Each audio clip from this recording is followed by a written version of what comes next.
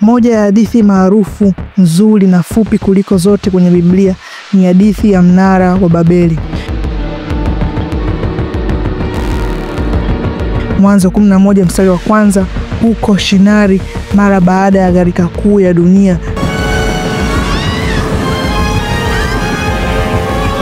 binadamu akapata wazo lingine la kumkera Mungu, kujenga mnara mrefu hadi mbinguni ili wajifanyie jina na wasitawanyike, wakiwa na silaha yao kuu, lugha moja ya dunia nzima.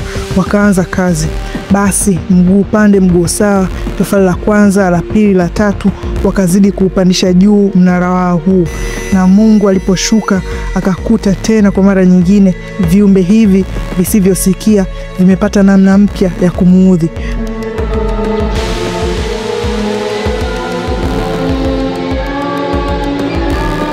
Basi Mungu akaamua kuwatawanya wote kwa kuwapa lugha tofauti. And my voice is your commandment. Nay, seen yet what I have. What words are these?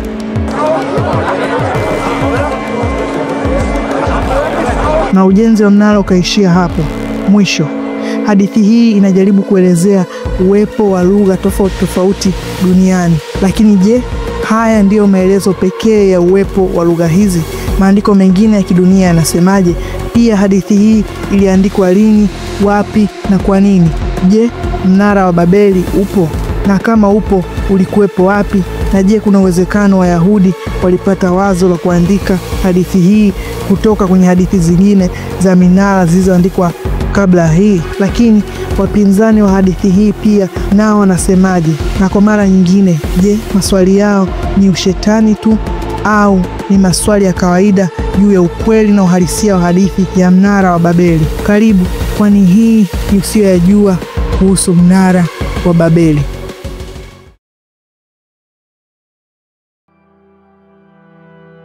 Kama nilivyosema hapo mwanzo, hadithi ya mnara wa Babeli inaanza mara baada ya hadithi ya gharika kuu. Kwenye ubongo wa mende, gharika kuu, Mungu aliangamiza watu wa dunia nzima isipokuwa Nuhu, watoto wake 3 wa kiume na wake zao. Kwa hiyo jumla watu 8.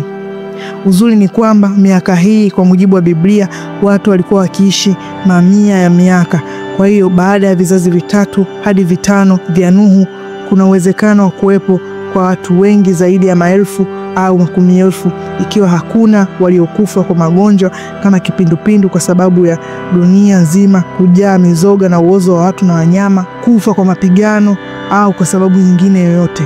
Mnara ukaanza kujengwa kwa kutumia matofali ya kuchoma na gundi ya lami. Swali, mnara huu ungeweza kuwa na urefu kiasi gani kwa kutumia teknolojia hii ya tofali za kuchoma na gundi ya lami bila nondo wala zege, kiasi cha kumfanya Mungu kujali kuwa watu hawa wanajenga mnara wa kuifikia mbingu? Je, hakuna milima mikubwa zaidi ya hilo jengo ambalo kwa kawaida tu hushika mawingu? Je, watu walitawanyika tayari wakiwa na lugha zao vinywani mwao, au lugha tofauti ni matokeo ya jiografia na jamii zinazokutana humo na kujaribu kuwasiliana kama ambavyo Kiswahili kilivyotokana na Kibantu na Kiarabu? Majibu ya maswali haya tutayapata kwenye mwaka ambao hadithi iliandikwa na mazingira ambayo yalimzunguka mwandishi wakati wa uandishi wake.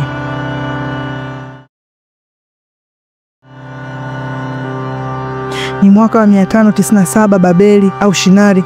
Mfalme Nebukadneza wa pili, kwenye heka za kuongeza milki na nguvu za falme yake ya Babeli, akavamia miji jirani ikiwemo Yuda.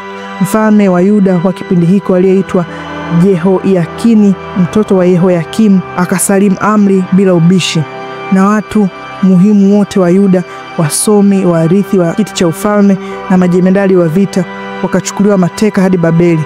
Huko Yuda, Nebukadneza akaacha kibaraka chake mfalme Zedekia. Zedekia baada ya kuenjoy viporo vya kifalme akajaribu kumsaliti tajiri wake Nebukadneza kwa kupanga njama na Wamisri, lakini yakamtokea puani. Nebukadneza akarudi kwa mara ya pili mwaka wa 586 kabla ya Kristo na kuangusha Yuda pamoja na hekalu lake kiujumla. Kisha akachoma mji na kuwabeba Wayahudi wengi waliobakia utumwani hadi huko Babeli. Huko utumwani Wayahudi wakakutana na vitu vya ajabu, lugha za ajabu, kwani sio wao tu waliochukuliwa mateka na Nebukadneza, Baali alichukua mateka wa kila aina, kila pande. Babeli ilijaa watu wa kila utamaduni na kila lugha. Pia Wayahudi wakakutana na mijengo inaitwa zigurat. Hii ni kama migorofa, lakini ni mahekalu ya miungu wa Babeli. Na mgorofa mkubwa kuliko yote kwa kipindi hiko maeneo ya Babeli uliitwa Etemenanki, uliojengwa katikati ya mji wa Babeli. Huu ulikuwa mhekalu wa mungu mkuu wa Babeli ulioitwa Marduk. Kwenye kibao kiitwacho Etemenanki Stele of Nebuchadnezzar II, au kwa Kiswahili cha kuungaunga, jiwe la kumbukumbu la Etemenanki la Nebukadneza wa pili, ambacho kiliandikwa kama propaganda za mfalme wa kipindi hiko, inaonekana picha ya mfalme Nebukadneza na mnara wake wa Etemenanki. Kibao hiki kinanukuliwa kikisema kwa Kiswahili cha uchochoroni: kwa nguvu ya Marduk niliwaleta watu kutoka mataifa yote yaliyo chini ya mbingu ili kushirikiana katika kazi ya ujenzi mkubwa. Wote walioweka mikono yao katika matofali ya mnara huu mtakatifu. Ingawa wanahistoria wengi wanakubaliana kuwa kusema watu wa mataifa yote walijenga jengo hili ni mbwembwe za Nebukadneza, inawezekana watu wa kipindi hiko wengi waliamini hilo. Hivyo kwa Wayahudi waliokuja kutoka vijiji vya Yuda, Etemenanki halikuwa tu jengo, lilikuwa fumbo. Waliona maandamano ya makuhani wa Babeli yakipanda ngazi zake zenye ghorofa 7, wakiimba majina ya mungu wao Marduk, wakiamini kuwa mnara huo ulikuwa daraja kati ya dunia na mbingu. Na kilichowashangaza zaidi ni namna wa Babeli walivyoamini hadithi yao ya Enuma-Elish, hadithi inayosema Mungu Marduk alimshinda joka kuu na dunia ikaundwa kutoka kwenye mwili wa huyo joka, na kwamba Babeli pamoja na mnara huu ndio kitovu cha mawasiliano kati ya wanadamu na ulimwengu wa miungu. Kadiri miaka ilivyosonga, wahamiaji hawa kutoka Yuda walizidi kuishi na kuzoea mazingira ya Babeli, lakini pia mnara huo mrefu wenye ngazi zinazoelekea mawinguni na zenye kelele za watu wa mataifa wengine wakizunguka chini, kila mmoja kwa lugha yake, haikuwahi kufutika. Ilibaki katika akili zao kama kielelezo cha kiburi cha mataifa, mchanganyiko wa lugha na nguvu za mfalme wa Babeli. Zikaanza kusambaa hadithi za kila aina, na kila mwenye kujua kuandika akaandika lake. Mfano, mwanahistoria wa Kigiriki Herodotus aliyeishi karne ya 5 kabla ya Kristo, yeye aliandika hadithi ya kusema kwenye hekalu hili juu kabisa kuna kitanda, na kila siku mwanamke hupanda ili apate kuwa mke wa muungu wa hekalu hilo. Hapo wanahistoria wengi japo wanakubali uwepo wa ghorofa hilo, ila wanatilia mashaka uko kulala na muungu, kwani kwenye maneno ya mwanahistoria huyu hajasema hata kama yeye mwenyewe aliwahi kufika kwenye eneo hilo la tukio. Anaeleza tu anachokijua, hivyo kuna asilimia kubwa alihadithiwa ushubwa dau, au labda ni kweli, hatuwezi jua.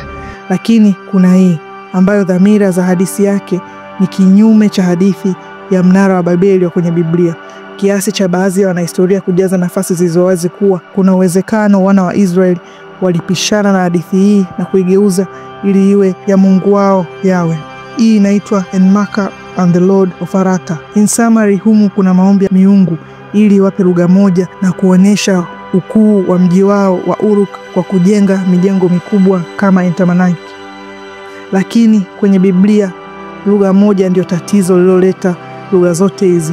Mwisho, hadithi ya mnara wa Babeli kwa waumini ni maelezo ya chanzo cha lugha nyingi duniani, lakini kwa wanahistoria ni matokeo ya wana wa Israeli waliokuwa utumwani huko Babeli kukutana na moja ya majengo makuu ya wakati huo yaliyokuwa chini ya tawala za mfalme ambaye ni najisi, mwenye miungu ya uongo na hadithi za uongo, na wananchi wanaongea lugha nyingi tofauti.